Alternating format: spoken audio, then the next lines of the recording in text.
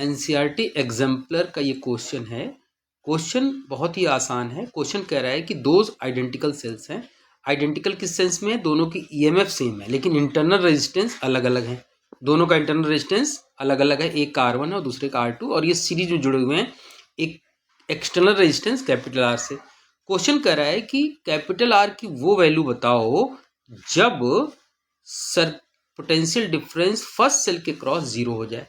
अब इस सेल का एक सेल का पॉजिटिव दूसरे सेल के नेगेटिव से जुड़ा हुआ है, यानी कि ईएमएफ ऐड हो जाएगा, तो टोटल करंट सर्किट की हो जाएगी जाई प्लस जाई, यानी कि 2 जाई upon total resistance. Circuit series में है तो R1 प्लस R2, ये आ गया टोटल सर्किट का रेजिस्टेंस।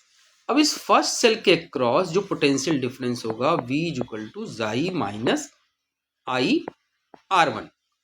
ओके, क्वेश्चन कह रहा है कि terminal potential across the first cell become zero, तो यानी कि V की वैल्यू को आपको जीरो कर देना है, तो जाई माइनस आई R1 हो गया ये।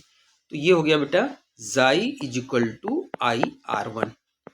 अब इक्वेशन 1 से I की वैल्यू यहाँ पुट कर दो, तो ये हो जाएगा 2 जाई upon R plus R1 plus R2 into R1। अब ये जाई से जाई कैंसिल हो गया, क्रॉस मल्टीप्लिकेशन कर लिया तो R is equal to R1 plus R2 is equal to 2R1, यानी capital R is equal to हो गया, ये R1 इधर चला जाएगा तो R1 minus R2, R1 minus R2। This one is your answer, R1 minus R2।